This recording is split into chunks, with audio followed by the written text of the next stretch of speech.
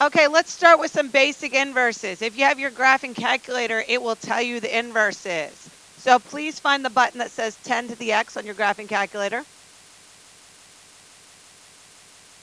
And what color is it? It's yellow or blue, right? Okay.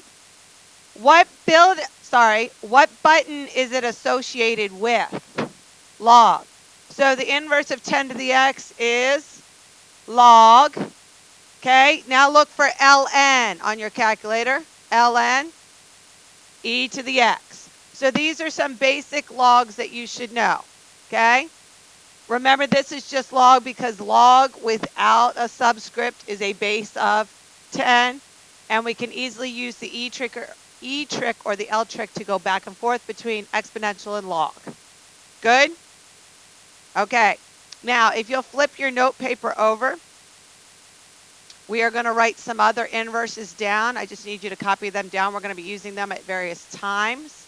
We are not doing change of base today. We're going to do that later in the week. Okay, so these are 4 common inverses.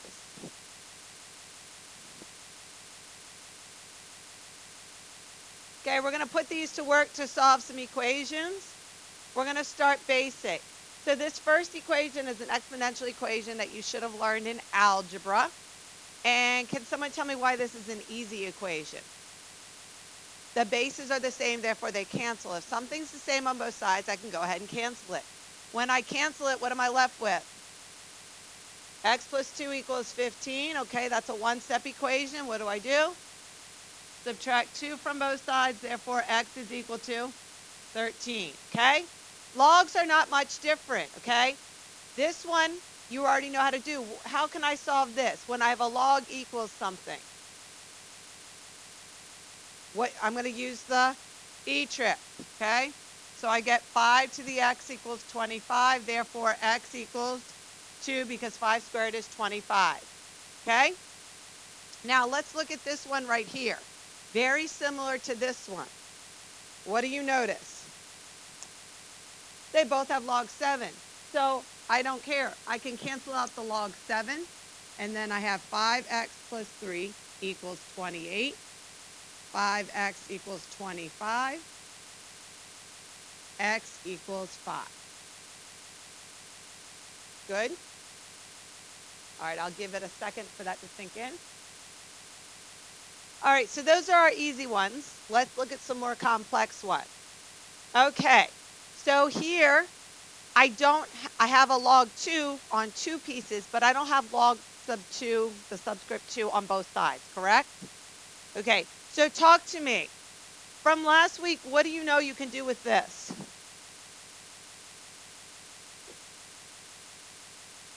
You can make it into 1. You can condense it.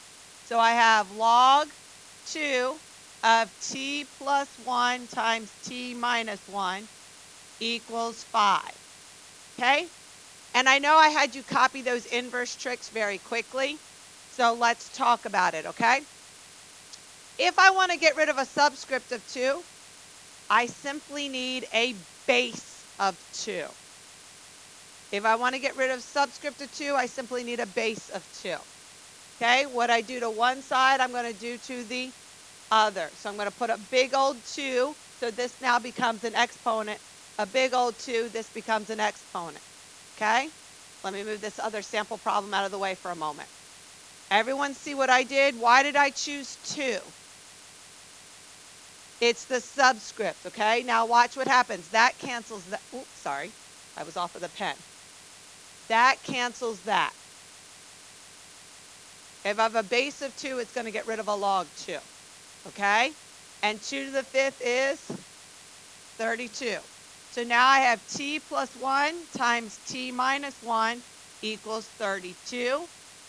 T squared minus 1 equals 32 because it's one of those special rules. If it's plus and minus, it cancels out the middle. Okay? So then I have t squared equals 33. So t equals plus or minus the square root of 33.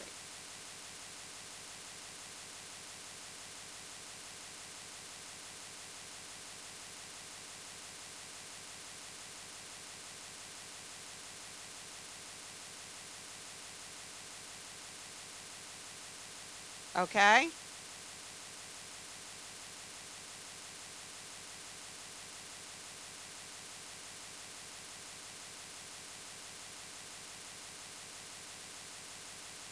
All right, so something else you might have noticed is back here, instead of doing this big 2, I could have done the E trick and still gotten 2 to the 5th equals.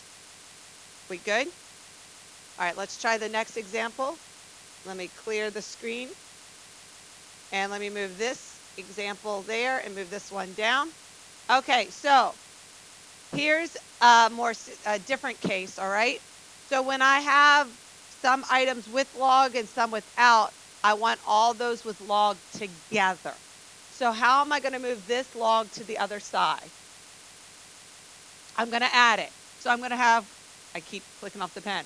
I'm going to have log 3 of 4t plus log 3 of 3t equals 1. Now what can I do? Condense. So log 3 of 12t squared equals 1. Okay? Now you can either do a big old base of 3, or I can do the, wait, is there a question? You good? You good? Because 4 times 3 is 12 and t times t is t squared, okay? So I can either put a big old 3 on both sides, or I can do the E trick. So I'm going to do the E trick this time. So 3 to the first power is equal to 12t squared, yes? So 3 is equal to 12t squared. I am going to divide by 12. So 1/4 equals t squared. Square root, what's the square root of 1/4? What's the square root of 1? What's the square root of 4? 2. So plus or minus the 1/2. Why did I do both answers, plus and minus? Who remembers the rule? Because I was the one that put the square root in the problem. Therefore, you have to take the plus and the minus. Okay? Whenever it's a fraction, square root of the top over the square root of the bottom. Good? Everyone okay? Better back there? All right. Okay, the final. And it really isn't that complex. What gets rid of ln? E. So I'm going to go E and I'm going to go E. So that leaves me with x minus 1 equals e to the 13th power. You would use your calculator and do e to the 13th power, which is, oh, sorry, it's not the 13th, it's the 3. Miss Olenek needs to get her eyes checked. Okay, 3. Okay, so what's e to the 3rd power? Someone who has their calculator out, help me out.